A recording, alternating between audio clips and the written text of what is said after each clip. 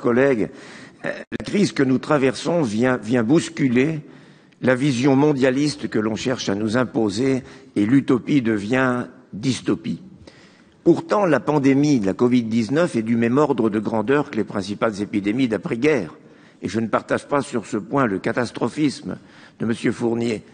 Mais elle aura des conséquences économiques et sociales d'une ampleur jamais vue en raison de la faiblesse de nos dirigeants, faiblesse d'esprit, incapacité à décider, absence de volonté et tout simplement de vision. Elle leur permet toutefois de gouverner par la peur. L'élaboration du CPER est donc profondément marquée par cette crise, quitte à perdre de vue d'autres enjeux pourtant fondamentaux. D'ailleurs, le mandat de négociation au préfet insiste sur la nécessité de répondre à la crise sanitaire, économique, mais aussi environnementale, d'où l'objectif qui consiste à transformer durablement notre modèle de développement dans une optique de transition écologique, numérique et productive pour permettre à notre pays de faire face aux évolutions et aux chocs à venir. Je cite, « vaste programme ». C'est sans doute ce qui explique le manque de clarté et le manque de cohérence de ce document qui débouche inévitablement sur l'absence d'une véritable stratégie, contrairement à ce qui est affirmé. Je pense qu'il faut s'arrêter un instant, d'ailleurs, sur le concept de transition. Véritable tarte à la crème de toute communication politique, un terme répété pas moins de 26 fois dans ce rapport. La notion de transition évoque un passage progressif d'un état à un autre. Pourquoi ne pas parler d'évolution ? Sans doute parce que l'on cherche à introduire l'idée d'une rupture et d'un volontarisme. Mais vous parlez aussi d'une troisième révolution industrielle. C'est une idée qui reprend une thèse du début des années 2000, mais qui est déjà dépassée et, pour tout dire, qui contient beaucoup d'erreurs. Sans reprendre l'historique de ces révolutions industrielles, dont la première remonte au XIXe siècle, la troisième, c'est le début des années 70, avec l'informatique, le nucléaire industriel, l'automatisation. C'est la quatrième qui se déroule aujourd'hui, avec l'Internet à haut débit, les objets connectés, l'intelligence artificielle et les biotechnologies. Il y a toutefois deux différences majeures. C'est d'une part l'accélération du rythme de l'innovation et surtout de sa diffusion. D'autre part, le fait que les premières révolutions industrielles consacraient l'avance scientifique et technologique des pays occidentaux, cet avantage décisif est en train de disparaître. Et pendant que tout cela se déroule sous nos yeux, votre vision de la transition se concentre sur la décarbonation de l'économie. En d'autres termes, les axes thématiques retenus dans le CPER ne répondent en rien aux véritables défis planétaires que nous devons affronter, mais cela n'a rien de surprenant car il découle des directives d'une Union européenne impuissante relayée par un gouvernement sans vision nationale au point de démanteler et de brader tous nos fleurons industriels, y compris dans les secteurs stratégiques. Et si j'évoquais un manque de clarté, c'est que les axes prioritaires ne sont pas clairement définis, avec beaucoup de mélange, de redites et de confusion. Je pense qu'il faut toujours revenir aux fondamentaux. Il faut rappeler que les régions ont repris les missions qui étaient celles de la DATAR, créée en 1963 afin de lutter contre les déséquilibres croissants déjà constatés à l'époque.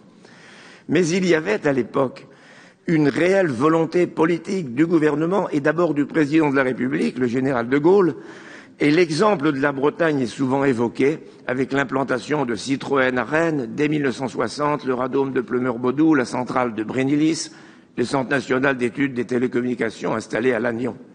Aujourd'hui, cette volonté politique, si tant est qu'elle existe, est remise en cause par l'émergence de nouvelles baronnies qui revendiquent toujours davantage de pouvoir et qui prétendent traiter directement avec l'Europe, voire entretenir des relations internationales, ce qui installe dans les faits une véritable concurrence entre les régions et à ce petit jeu, ce sont les régions les plus fortes qui gagnent.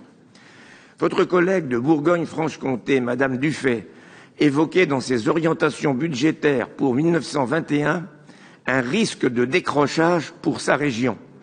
Et quand on compare avec la nôtre, en termes de population, de taux de croissance du PIB ou de richesse par habitant, nous sommes pourtant très proches. C'est pourquoi nous devons faire porter nos efforts sur l'essentiel.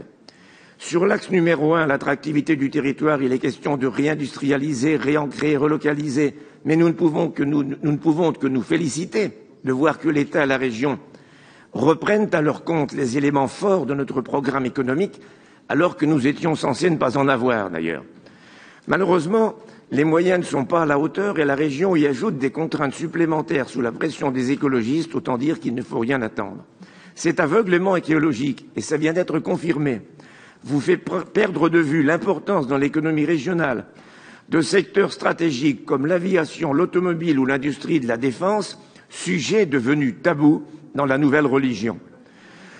Le volet formation mobilise des crédits importants dans la continuité des politiques que nous menons, mais dans ce domaine, comme pour l'enseignement supérieur où l'objectif affiché est d'abord quantitatif, vos intentions se heurtent au mur de la réalité.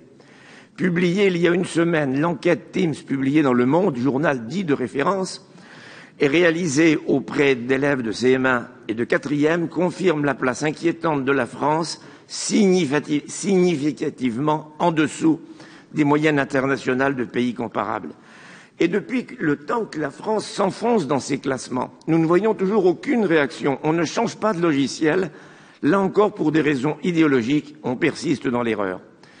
Erreur historique, multiple, constante depuis la désastreuse réforme Abi et le collège unique, le prolongement injustifié de la scolarité obligatoire jusqu'à un âge où l'on pourrait apprendre un vrai métier, l'obsession de parvenir à 80% d'une classe d'âge au baccalauréat, avec 95,7% de réussite en 2020. Cette volonté de nivellement par le bas, pour ne laisser personne en chemin, finit à l'inverse par fabriquer toujours davantage d'exclus pendant que les employeurs ne parviennent pas à recruter.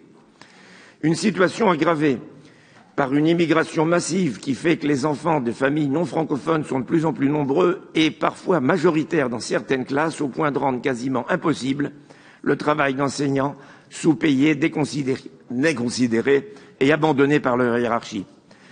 Mais le Conseil des ministres, qui se tenait hier, a jugé plus important de préparer un projet de loi pour lutter contre les inégalités mondiales.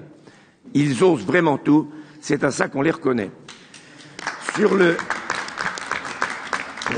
Sur le très haut débit également, nous sommes loin du compte. On vient d'inaugurer le dernier nœud de raccordement optique à Chauvigny-du-Perche, mais au niveau du Loir-et-Cher, seulement 4,5% des prises raccordables sont réalisées. En matière d'accès aux soins, le Césaire déplore une insuffisance des réponses apportées. Je dirais la même chose pour l'accompagnement du vieillissement de la population. Nous reviendrons plus tard dans le débat sur le volet écologique et énergétique avec un plan qui fait l'impasse sur le nucléaire. Mais encore une fois, cette politique doit être portée par l'État. Et attention, il ne faut pas croire aux annonces trompeuses faites au Creusot par M. Macron, qui maintient sa volonté de réduire la part du nucléaire, malgré les conclusions sans appel des commissions parlementaires et de la Cour des comptes sur les risques encourus. Depuis l'annonce de ce référendum, véritable mascarade, confirme que les partis écologistes ne sont, je persiste et signe, que les idiots utiles du système et les agents au service du mondialisme. Nous reviendrons aussi, oui, c'est pour cela qu'ils bénéficient d'un tel soutien d'ailleurs de la part des médias. Nous reviendrons aussi sur le volet mobilité qui entérine l'abandon de la ligne Chartres-Orléans pour le trafic voyageurs, mais aussi sur le refus pour la région d'investir un seul euro sur le volet routier, toujours par idéologie. Pour conclure, en dépit des crédits en nette augmentation, les axes prioritaires du CPER 2021-2027 ne préparent pas notre région à faire face aux véritables défis que nous devrons affronter. La faute est partagée par l'État et par la région, mais pour nous, c'est une occasion manquée. Seul un changement à la tête de l'État pourra enfin corriger cette trajectoire et sortir la France de cet absurdistan.